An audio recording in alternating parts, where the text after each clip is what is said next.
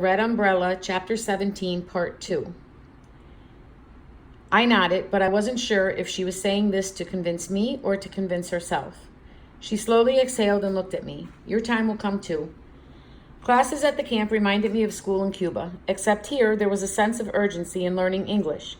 The idea of having to speak a foreign language all the time was overwhelming, even for girls like me who'd studied English for years. Back home, I used to feel worldly, being able to understand the American movies and songs, but now I just felt silly speaking English. Thankfully, everyone else around me sounded just like me or a little worse. All right, ladies, class is dismissed. Please remember to practice speaking to each other in English. It will help you outside of camp. Mrs. Eckhart stood at the door and handed each of us a list with vocabulary words. Read over these new terms and we will discuss them all tomorrow. Enjoy the rest of your day, girls. I walked back to the central yard and glanced down at the purple ink paper. It still had the smell of the mimeograph machine that it had been printed on. Lucy! I looked over at the picnic table and saw Frankie sitting with a few other boys. He quickly swung his legs over the bench and ran toward me. Lucy, we've got to figure out a way to go back home, he said, hugging me tightly. Frankie, you know we can't. Then can't you make them let me stay here with you? They won't let you, but we'll see each other every afternoon. That's not good enough. I don't know how things are over here. But it's horrible over there. He pointed across the road. I pushed him back a little and looked at him from head to toe. Did something happen? Nah, a couple of bullies tried to mess with me, but I'm tough and it's no big deal. But the food is really bad, Lucy. He gave me a pained look. I started laughing. No, really, I'm not kidding. I'm starving. I shook my head. Leave it to Frankie to view everything through his stomach.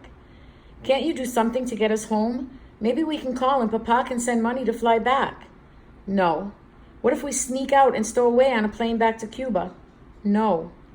Well, if we do something really bad and they kick us out of the camp, then they'd have to. Don't even think about it, Frankie, I warned. We will make Mama and Papa proud.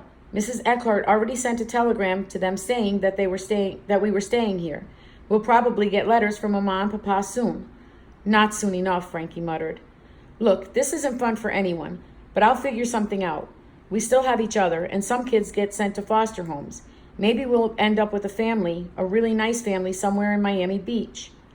Frankie crossed his arms and looked away. Yeah, or we'll end up in a place where they'll turn us into slaves and make us sleep on the floor and feed us dog food. Frankie, you know that won't happen.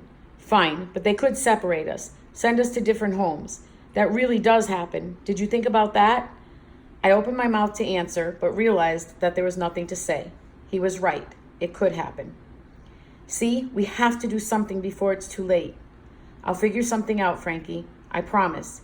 I looked around. Some of the girls had started to play badminton, and a few others were reading under the shadow cast by one of the buildings. Come on, I'll show you around. I think they even have some board games in the main hall. Frankie shrugged. I gave him a little nudge. Challenge you to a game of checkers? Ha! Challenge, he smirked. You've never beaten me. We'll see. Things are different now.